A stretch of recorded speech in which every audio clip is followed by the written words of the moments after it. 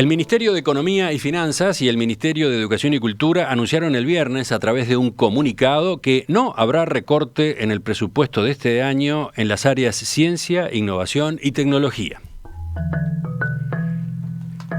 Esto implica que una serie de entidades quedan exceptuadas del decreto del 11 de marzo pasado, que dispuso que en este ejercicio 2020, en la Administración Central solo se podrá gastar hasta el 85% de lo ejecutado el año pasado en los rubros gastos de funcionamiento e inversiones. Los organismos, agencias y programas que ahora quedan al margen de aquella resolución son concretamente el Instituto Pasteur Uruguay, la Agencia Nacional de Investigación e Innovación, ANI, el Programa de Desarrollo de las Ciencias Básicas, PDCIBA, el Instituto Clemente Estable, la Dirección para el Desarrollo de la Ciencia y el Conocimiento, el Instituto Antártico y el Instituto Nacional de Investigación Agropecuaria, INIA. La noticia llegó después de varias semanas de reclamos que marcaban la incoherencia entre la aplicación del decreto en esta materia, cuando, por otro lado, la pandemia acaba de dejar claro todo lo que puede aportar un sistema nacional de investigación científica y tecnológica. Entonces, ¿cómo toma la comunidad científica esta resolución? ¿Qué implica en los hechos? ¿Qué falta ahora? Vamos a ocuparnos del tema. Estamos con el doctor David González, director del PDCIBA. David, buen día. Gracias por acompañarnos. Muchas gracias por la entrevista. Contanos en primer lugar cómo fue la reacción el viernes ante esta señal del Poder Ejecutivo hacia la ciencia, la tecnología y la innovación. Bueno, en primer lugar es que siempre es mejor saber que no van a recortar un dinero a pensar que el recorte se va a mantener, ¿verdad? Entonces, en ese sentido, es sin duda una noticia positiva. Como sin duda tú te acordás y la audiencia se acuerda, el PDCIBA fue consciente de ese recorte muy tempranamente. Eso fue discutido por el PDCIBA ya por marzo-abril, y eso generó una amplia movilización estudiantil que terminó en un tuit del presidente diciendo que el recorte no se aplicaría para el PDCIBA. Sí, recordemos, estuvo la carta que divulgaron 430 estudiantes e investigadores vinculados al PDCIBA, eso fue a mediados de mayo, y el 17 de mayo el presidente Lacalle Pou, a través de Twitter, informó que se exceptuaba a ese programa de los recortes. Exactamente. Eso, fue un tuit durante un tiempo y se concretó luego en un decreto del Ministerio de Educación y Cultura que confirmó, digamos, el no recorte para el PDCIBA. Por eso, dentro de unos minutos quiero preguntarte sobre el PDCIBA en particular, pero la consulta inicial era a propósito de la reacción de la comunidad científica. Ahí está. La comunidad científica, entonces, era para la introducción para decirte que ve eso con buenos ojos de que se extienda no solo al PDCIBA, cuyo presupuesto es pequeñísimo aún dentro del presupuesto de la ciencia, que es pequeño, sino que se extienda también a algunas otras instituciones que apoyan la ciencia en el país.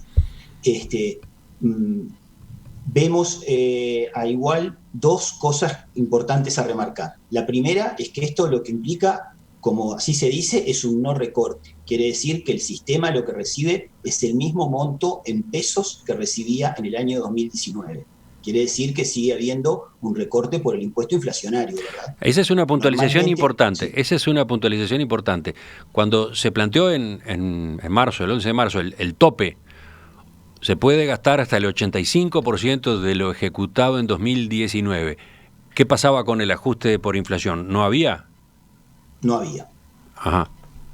En el Estado, tú sabes que es hay como el dinero viene como en dos grandes formas. Una que viene atado a lo que se llama el rubro cero o el rubro salarial, y otro que es todo lo que tiene que ver con gastos e inversiones.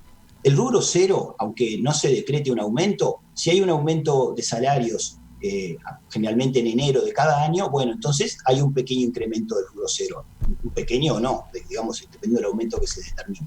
Pero el rubro de gastos e inversiones no tiene ajuste inflacionario. Por eso es muy importante al principio del quinquenio en un presupuesto que haya un incremento, porque luego a menudo eso se mantiene sin aumentos a lo largo de los otros años, ¿no?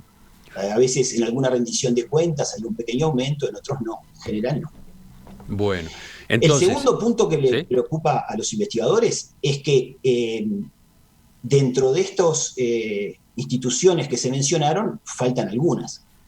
Y en particular falta la Universidad de la República, que es por lejos el mayor aporte presupuestal a la investigación, ¿verdad? Es del orden del 50% de todo el presupuesto de la ciencia. Vamos También entonces... faltan otras, falta el CUDIM, por ejemplo, sí. Falta el Parque Científico de Pando, o sea, no están todas incluidas, ¿cierto? Vamos por partes entonces. Concentrémonos por ahora en los organismos que sí están incluidos en esta excepción que se difundió el viernes. 7, ¿no? 7 organismos, sí, agencias, sí, programas. Eso quiere decir que en el ejercicio que está corriendo, 2020, pueden ejecutar todo el dinero que tenían previsto para gastos de funcionamiento e inversiones sin el ajuste inflacionario como tú marcabas recién. Entonces, ¿qué alivio implica? ¿Qué es lo que ustedes tenían como preocupación? ¿Qué podía pasar si se les aplicaba el recorte del 15? El principal alivio es que si uno tiene lo mismo, ya tiene del orden de un 10% menos. Uh-huh. Si además te recortan el 15, eso además empeora esa situación, ¿verdad? Uh-huh. Quiere decir que ahora estos organismos de investigación van a poder hacer su presupuesto con menos dólares, pero con menos poder de compra, pero con la misma cantidad de pesos nominales que tenían en el año anterior. A ver, pero el recorte, el que el decreto del 11 de marzo estableció, no valía para servicios personales y partidas de naturaleza salarial. Se aclaraba uh-huh. que estaba concretamente dedicado a gastos de funcionamiento e inversiones. Entonces, ¿qué implicaba? ¿Dónde tocaba entonces el recorte? Ejemplos concretos. Ejemplo, sí, gastos tiene mucho que ver, por ejemplo, con los reactivos e insumos científicos. Muchos de estos reactivos que se compran, algunos se compran en plaza, otros se importan, ¿verdad? Pero son fundamentales. Uno no puede hacer química si no tiene reactivos químicos, no puede hacer biología molecular si no tiene los reactivos adecuados. Entonces, eso es muy importante. Inversiones tiene que ver con la compra de algunos equipos científicos y con la reparación de equipos científicos. En función de los presupuestos de cada institución, muchas veces las inversiones son muy pequeñas. O sea, inversiones vemos, por ejemplo, con apoyo de la ANI, que tiene un presupuesto un poco más grande, inversiones puede hacer en línea, pero si vamos a los institutos de investigación, como puede ser el Clemente Estable, por ejemplo, que su presupuesto de gastos de inversiones es pequeño, es fundamentalmente gastos de insumos, ¿verdad? De gastos de funcionamiento. Una cosa que quería remarcar es que en el Estado tenemos instituciones donde su presupuesto está claramente dividido entre la parte salarial, el rubro 0, y la parte de gastos e inversiones. Entonces, a esas instituciones el recorte les afectaba únicamente los gastos e inversiones. Pero algunas de estas instituciones que están listadas aquí, el PDCIBA en particular, pero por ejemplo también el Instituto Pasteur, también la ANI, no son organismos públicos tradicionales y funcionan a veces con partidas de subsidios que atienden todos sus gastos. Uh-huh. En el caso del PDCIBA, el recorte del 15% era sobre todo el presupuesto del PDCIBA, sin diferenciar la masa salarial de los gastos e inversiones. Quiere decir que ese 15% se aplicaba sobre todo. Entonces, si el PDCIBA, esa es una puntualización importante. Claro. Si el PDCIBA, que es lo que había optado por hacer, mantenía la masa salarial, entonces el recorte sobre gastos e inversiones tenía que ser del orden del doble, del orden del 30%. Era un impacto gigantesco.